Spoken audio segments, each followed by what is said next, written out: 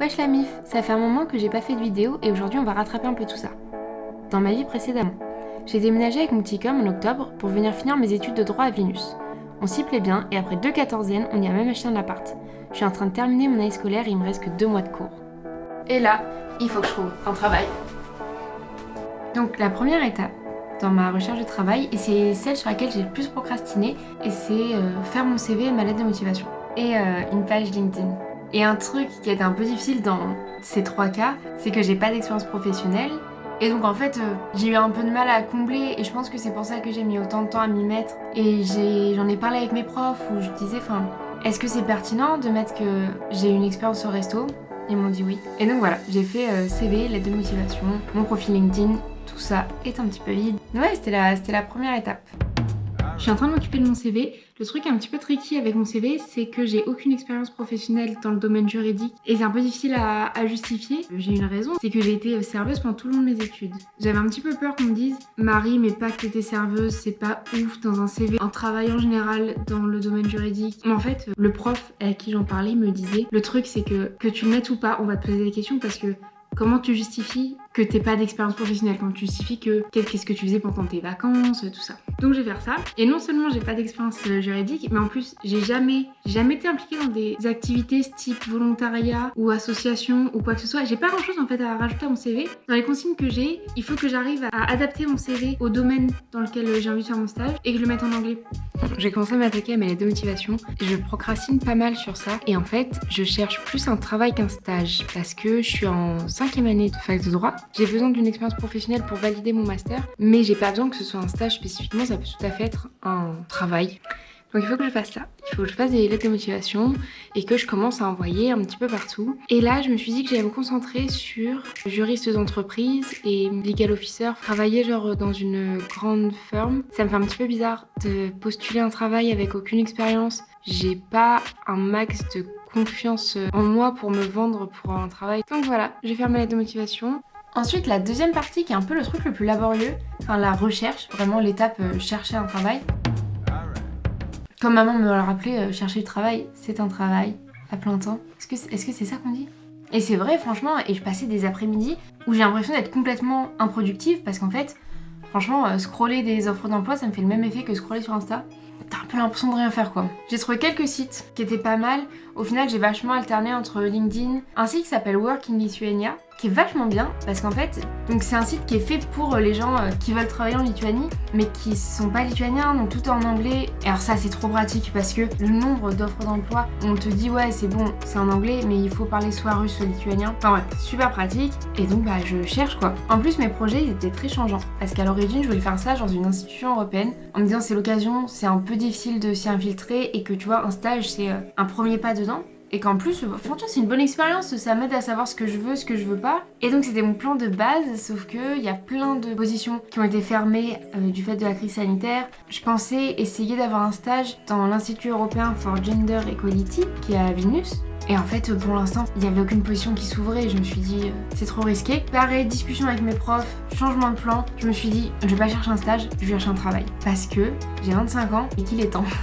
on va commencer à travailler. Et donc j'ai cherché un travail en me disant, je vais être juriste d'entreprise, qui était un petit peu mon plan de base. Ça a été un de mes plans les plus récurrents pendant toutes mes études de droit, c'est juriste d'entreprise. Donc j'ai cherché là-dedans. Et là, j'ai trouvé vraiment le poste parfait, l'offre parfaite. C'est à Vilnius, tout se fait en anglais. C'était juste parfait quoi. C'était accompagner un senior partner avec qui je travaillerais en binôme pour accompagner des clients du monde entier, donc encore une fois en anglais, écrire des documents légaux, vraiment c'était tout ce que je voulais. C'est pas très clair comment j'en parle. Bref, on retient juste, j'ai trouvé le truc que je voulais quoi. Et donc trop bien. Non, au départ je me dis, faut que je commence à faire un truc parce que j'ai procrastiné pendant super longtemps, donc fais quelque chose quoi. Donc j'ai envoyé CV et lettre de motivation, mais j'étais tellement pas ultra convaincue par le truc, j'ai pas hyper bien adapté ni l'un ni l'autre, mais c'est pas grave. Le fait est que la semaine d'après, j'ai un HR qui m'appelle et en fait on fait une espèce de premier entretien préliminaire juste pour vérifier que potentiellement ça marche quoi, que je fit au travail. Donc c'est une espèce d'écrémage assez grossier, mais je suis trop contente, je m'y attendais pas du tout, je m'attendais pas du tout à un retour parce qu'en plus c'était genre genre je dépose ma candidature le vendredi, la semaine d'après, genre le lundi je rate l'appel. J'ai été horrible, j'ai raté beaucoup d'appels. Lundi je rate l'appel, mardi il me rappelle et je me dis vas-y réponds quand même. Je déteste répondre au téléphone. Adult stuff. Mais là il y a un moment où il faut quoi. Bref, donc je réponds. Et voilà, bref, il dit qu'ils sont intéressés, machin. Suite à ce premier rendez-vous téléphonique, on se dit ok, on est bien en phase, enfin il y a ça, potentiellement ça peut matcher. On prévoit un premier interview qui est un visio call d'une heure. Si long, j'adore parler, mais 1 heure, c'est trop long. Et donc on fait ça quoi, j'étais mais tellement stressée. J'étais trop mal, trop mal, trop de stress. Nul. Et bref, et donc je rencontre 2 team managers, par contre super cool. Je trouve que je performe pas l'exercice, franchement je ne me vends pas aussi bien qu'il le faudrait, je suis pas, enfin c'est pas mon point fort. Mais eux par contre, donc 2 team managers de la boîte en question, très cool, enfin j'ai eu un super bon feeling et ils m'ont vraiment donné envie de bosser là-bas en fait, enfin ils étaient super contents eux de leur expérience, ça fait 8 ans qu'ils y étaient, ils ont une bonne évolution et en fait de façon générale je me suis dit putain c'est vraiment, ça se concrétise, c'est un truc que j'aime bien quoi. Mais bon je finis sur une note un peu déçue de moi. Si je peux te donner un conseil, c'est prépare la question Tell me about yourself. Même si c'est pas exactement ces termes, l'entretien commencera probablement avec une question similaire. Essaie d'avoir une réponse en tête du type passé, présent, futur. Avec ce cadre, ça aide à faire une réponse qui est un peu structurée. N'hésite pas aussi à bien faire tes recherches sur l'entreprise et sinon te prends pas trop la tête pour les autres questions parce qu'une fois que t'as en tête la réponse à la première question, pour amorcer le truc, le reste va suivre. Mais il faut quand même passer à l'étape suivante, à savoir une legal task. Donc en fait, un espèce d'exercice pareil pour vérifier mes compétences. Et pour le coup, je suis beaucoup plus à l'aise à prouver en faisant quelque chose que je suis bien pour le poste qu'en me vendant en parlant. Et donc j'ai fait cette legal task qui m'a beaucoup stressée quand même parce que je savais pas du tout à quoi m'attendre. J'étais minutée, j'avais 45 minutes et en fait j'ai jamais fait de droit fiscal, j'ai jamais fait de corporate law et donc je me suis dit potentiellement c'est un peu tendax. Et effectivement j'ai adoré faire ce petit exercice, ça m'a remotivée et en plus je me suis dit je remets un peu des chances de mon côté quoi. Et effectivement, on passe à l'étape d'après. C'est trop long, non, franchement. Un autre interview d'1 heure avec 2 autres team managers. Et en fait, il m'avait prévenu, il m'avait dit il y a une grosse équipe. Même si nous on t'aime bien, il va falloir en fait que d'autres te voient parce qu'on est une grosse équipe quoi. Et donc j'ai vu 2 autres team managers, 2 garçons, pas du tout la même ambiance. Pour le coup, on a une conversation qui était vachement plus fun, où j'ai senti que, tu vois, ils étaient intéressants et je les intéressais, et tout était fluide et plus intéressant et pertinent et bonne conversation. Mais là, il y a eu un bémol aussi, c'est que ils avaient l'air un peu perplexes de mon profil, à savoir une petite meuf de 25 ans. Ils m'ont vachement répété, tu sais, c'est dur, hein, c'est beaucoup de stress. Et j'étais là, je comprends. Et ouais, j'ai senti qu'ils avaient un petit peu des réserves sur le fait de est-ce que je suis capable de gérer le stress qui va avec le travail. Donc ils m'ont posé plein de questions de comment est-ce que j'allais gérer dans cette situation. Et je pense que pareil, ce genre de questions, je suis plus à l'aise que de me dire pourquoi est-ce que t'es la meilleure candidate pour le poste, me dire comment est-ce que t'as géré dans cette situation qui est vraiment merdique et comment est-ce que tu vas t'en sortir. Je trouve ça plus intéressant. Donc voilà, on fait cette interview et en fait parenthèse, mais un truc que je me suis dit à ce moment-là et un peu tout le long, c'est que je suis assez timide et discrète. J'aime pas déranger les gens et du coup je suis pas très pushover, je vais pas, tu vois, appeler les gens, les relancer, leur dire bon du coup vous pensez quoi de moi, enfin voilà quoi, je suis discrète et je suis pas à l'aise avec le fait de déranger les gens. Et donc je me suis dit ça se trouve ça va me porter préjudice parce que j'aurais pu me montrer un peu plus intéressée par le poste, parce que je l'étais vraiment mais qu'en fait dans ma personnalité je suis pas si expressive que ça. Donc là ça se termine et j'ai eu le sentiment de j'aurais peut-être pu plus me vendre, j'aurais peut-être pu en faire plus, mais bon là c'est terminé, j'ai plus qu'à attendre. Ils m'ont dit on revient vers toi dans 1 semaine, c'est donc vendredi, donc potentiellement j'avais jusqu'à le vendredi d'après pour avoir des nouvelles. Et en fait mercredi ils m'appellent, je rate l'appel. Et donc je les rappelle, on se rate, on peu importe, on se fout. Et donc ouais, j'ai de nouveau le HR au téléphone qui me dit est-ce que tu peux nous donner tes feedbacks, qu'est-ce que tu as pensé de l'entretien d'embauche, enfin de tout le processus d'entretien d'embauche. Et je me suis dit il faut que genre tu sais je me justifie de pourquoi est-ce que j'étais nulle. J'étais pas nulle mais vraiment dans ma tête je me suis dit il faut que je leur dise genre oui c'était la première fois, enfin. Et donc je lui dis oh, franchement c'était bien pour une première expérience parce qu'en plus toute la matinée je m'étais préparée à me dire bon tu l'auras pas, mais écoute, c'est pas grave, même si t'es un peu subi parce que t'aimes pas ça, ça va t'apprendre à gérer le truc. Et il me dit, ok, lourd, bah franchement nous ils t'ont trop aimé donc bah est-ce que tu veux qu'on bosse ensemble quoi. On nous ont refait le topo au final dans toutes ces discussions parce que je les ai quand même eu pas mal de fois et au téléphone et en visio. Ils m'ont vachement parlé du poste donc ils me redemandent est-ce que j'ai des questions sur le poste.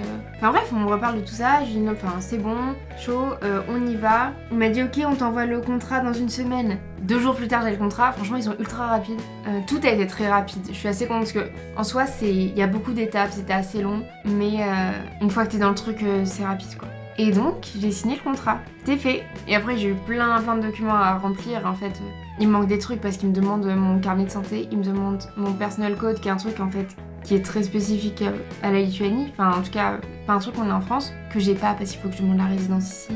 Mais enfin voilà c'est lancé et je commence le 3 mai. Ce qui va faire quand même que j'ai 1 ou 2 mois qui vont se chevaucher entre fac et travail. Mais globalement, comme je le disais dans l'intro, je suis vraiment en train de toucher à la fin de mon année scolaire à proprement parler. Ce qui va faire que je valide mon diplôme en juin. Et ensuite, comme c'est un double diplôme, j'ai aussi une soutenance de thèse en février 2022. J'en ai pas fini d'avoir un travail et mes études en même temps. Mais on touche le bon bout. J'arrive à la fin de mes études et bientôt j'aurai plus qu'un travail. Et ça va être trop bien. En ce qui concerne un peu les modalités de travail, bon c'est un travail très classique, hein, du coup c'est un CDI. Je fais un peu plus d'heures que ce qu'il y a en France et j'ai un petit peu moins de congés que ce qu'il y a en France, mais globalement c'est très similaire à un CDI de ce type de poste de juriste en entreprise. Il y a tous les avantages d'être dans une grosse boîte très corporate. Du coup quand ils m'ont envoyé tous les papiers, ils m'ont aussi envoyé un document où c'est juste les avantages. Comme c'est une boîte qui est établie en fait à plein d'endroits, il y a des bénéfices qui sont vraiment spécifiques à l'endroit où tu travailles en fait, donc en l'occurrence Vinus. Ce qui me fait penser, et c'est aussi un des avantages de cette entreprise, c'est que potentiellement je pourrais travailler un peu partout parce que c'était tout l'intérêt de faire un master de droit de l'Union Européenne, c'est de me dire qu'en fait si je voulais, je peux travailler un peu partout dans l'Union Européenne. Et en fait là ça va même un peu plus loin parce que pour le coup c'est pas du tout réservé à l'Union Européenne. Mais donc je commence par un training où ils vont m'apprendre un petit peu ce que je vais faire parce que c'est très spécifique. Ça va demander une grosse expertise en droit des entreprises, droit fiscal,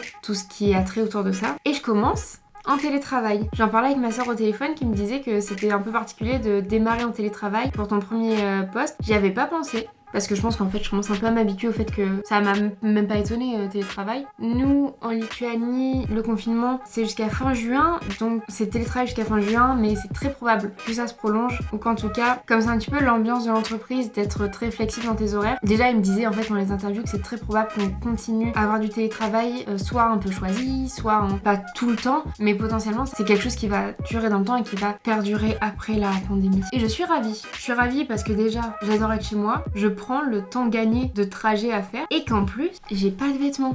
Mais franchement je me creusais la tête en me disant imagine ils me demandent de passer au bureau pour j'espère récupérer un contrat. Au final il y a personne au bureau mais j'ai aucune tenue quoi. C'est vraiment, j'ai vraiment rien du tout. J'ai encore quelques mois pour trouver des tenues pour aller au travail. Pour l'instant j'ai des pulls, des baskets et des jeans troués. J'ai hâte de travailler. J'ai hâte de rentrer dans le monde actif. J'ai hâte de rentrer dans la vie active.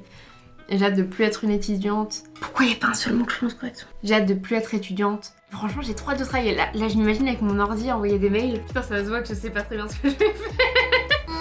I like business. Transactions?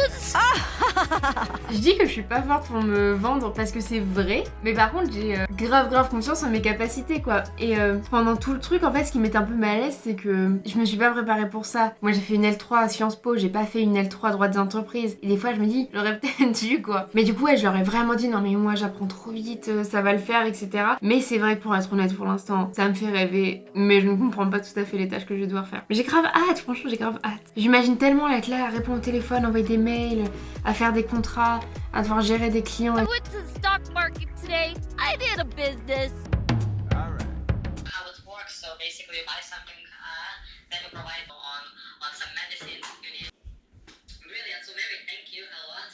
As agreed, if you are well day ahead, and yeah, Mais j'ai rien compris au salaire. On a 3 semaines de liberté. Tu te rends compte, c'est un truc de ouf. La première fois que j'appelais un job. Ouais. Oui, allô maman. C'est juste pour te dire que je suis prise. oh putain. Je sais, c'est un truc de ouf. Et du coup il m'a dit voilà, donc là t'as 3 semaines de liberté, t'as rien à faire, enfin tout ton training va commencer, t'as pas besoin de te préparer, mais là profites-en des 3 semaines et tout. Et voilà. Ouais, parce qu'après ça va être intense, machin, enfin, Ouais. encore une fois, ils mettent la pression, quoi. Ouais. Putain, j'y croyais tellement pas. Et je me disais, ce matin, faut pas que je le dise aux gens que je suis sûre que c'est mort. Parce que on sait jamais, faut pas que je m'attire Et ben voilà, c'est comme ça que j'ai décroché mon premier travail de juriste d'entreprise. Bon courage à tous les jeunes diplômés qui cherchent leur premier travail cette année. N'hésite pas à bien tryhard, à changer de plan s'il faut. Et le plus difficile, c'est de se lancer dans les recherches. Et un truc qui m'a pas mal aidé, c'est d'échanger des lettres de motivation avec mon papa. Et on se retrouve très très vite dans une vidéo. À très bientôt.